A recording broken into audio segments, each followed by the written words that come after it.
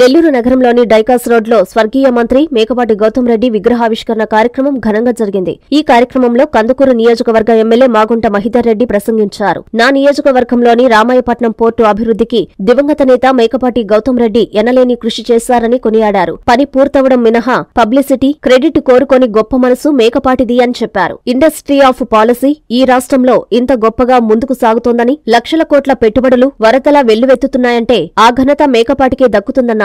ఏదో మైక్ ఇచ్చారని వేదిక మీద ఎక్కి అబద్దాలు చెప్పాలంటే కష్టమన్నారు. గౌతమ్తో కన్నా రాజమోహన్ రెడ్డితోనే ఎక్కువ పరిచయం ఉందని చెప్పారు.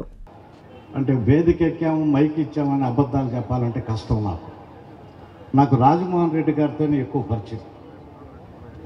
గౌతమ్ రెడ్డి గారితో చాలా తక్కువ పరిచయమైన కొద్ది కాలమైనా కూడా మనిషి ఎక్కడా తొట్టుపాటు లేకుండా, కోపం అనేది ఎక్కడా కనిపించనివ్వకుండా, తను చేపట్టిన కార్యక్రమాలని నిర్విరామంగా నిరంతరంగా తెర పైకన్నా కూడా తెర చాటున వాటిని దిగ్విజయంగా పూర్తి చేసిన వ్యక్తి ఎవరైనా మంత్రుల్లో ఉండారు అని అంటే అది ఖచ్చితంగా గౌతమ్ రెడ్డి గారు. ఒక గొప్ప గుణం మనం ఈ సందర్భంగా గుర్తు చేసుకోవాలి గౌతమ్ రెడ్డి గారి గురించి. ఈరోజు ఇండస్ట్రియల్ పాలసీ ఈ రాష్ట్రంలో ఇంత గొప్పగా ముందుకు సాగుతుంది. కొన్ని లక్షల కోట్ల పెట్టుబడులు ఈ రాష్ట్రానికి వరదలాగా వెల్లువెత్తుతున్నాయి అంటే ఆ తెలుగుదేశం వాళ్ళ మాటలు పక్కన పెట్టండి, వాళ్ళకి ఏది కనిపించదు కంటికి.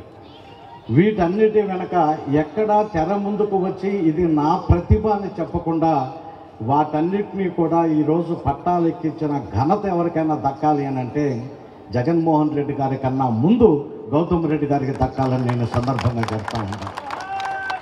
ఇది తను నమ్ముకున్న నాయకుడికి, తను నమ్ముకున్న వారికి, తన నిబద్ధతకి పరీక్షగా భావించి ఆ కార్యక్రమాలకి ఎక్కడా కూడా ఇబ్బందులు జరగకుండా అటు పారిశ్రామిక వర్గాలని ఆకట్టుకుంటూ ప్రతి కార్యక్రమాన్ని కూడా నిగూఢంగా ఆ కార్యక్రమాలు నిర్వహిస్తూ ఈ రాష్ట్రానికి ఒక మంచి ఇండస్ట్రియల్ పాలసీని అందిపుచ్చిన వ్యక్తిగా మనం గౌతమ్ రెడ్డి గారిని భావి తరాలు కూడా చెప్పుకునేటట్టుగా వాటిని చేశాడంటంలో అతిశయోక్తి కాదు.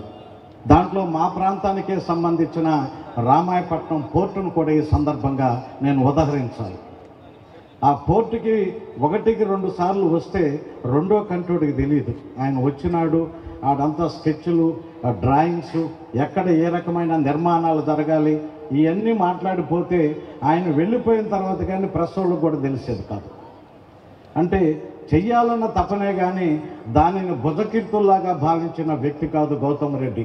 ఈరోజు గోరంత పనిచేస్తే మీకు అందరికీ తెలుసు కొండంత పబ్లిసిటీ కావాలని కోరుకునే రోజులు.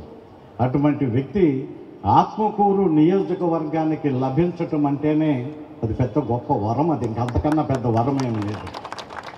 అయితే దీనికి అంతటికీ స్ట్రాంగ్ పిల్లర్ ఒకరు ఉండారు. ఈ గౌతమ్ రెడ్డి గారు కానివ్వండి, లేకపోతే విక్రమరెడ్డి గారు కానివ్వండి, వీళ్ళందరికీ ఒక స్ట్రాంగ్ పిల్లర్. ఆ స్ట్రాంగ్ పిల్లరే అక్కడ నిశ్శబ్దంగా కూర్చున్న రాజమోహన్ రెడ్డి గారు. నిజంగా ఈ పిల్లర్ అనేదే లేకపోతే బహుశా మేకపాటి కుటుంబం రాజకీయాల్లోకి వచ్చేదే కాదనేది నేను సంపూర్ణంగా నమ్ముతున్నా. తను నిర్మించిన ఈ రాజకీయ సౌధాన్ని మరింత వన్నె తెచ్చేటట్టుగా ముందుకు తీసుకుపోవాలనే సమయం వచ్చినప్పుడు వారే గౌతమ్ రెడ్డి గారిని ముందుకు తీసుకొచ్చి ఆత్మకూరు ప్రజానీకానికి అందించాడన్న విషయాన్ని కూడా మనం ఈ సందర్భంగా గుర్తుపెట్టుకోవాలి. మనం ఎన్ని విషయాలు చెప్పినా ఏమి చెప్పినా జరిగిన లోటు ఆ కుటుంబానికి అది ఎవరు పోడ్చలేని లోటు. గౌతమ్ రెడ్డి గారు ఎక్కడున్నా కూడా ప్రజలందరి హృదయాల్లో చిరస్థాయిగా నిలిచి ఉంటాడన్న సంపూర్ణమైన నమ్మకంతో వారికి ఘనమైన నివాళులను ఒక పక్క అర్పిస్తూ ఆ కుటుంబానికి ఆ భగవంతుడు ఆ ధైర్యాన్ని స్థైర్యాన్ని మెండుగా కలగజేయాలని చెప్పి కోరుకుంటూ సెలవు తీసుకుంటాం.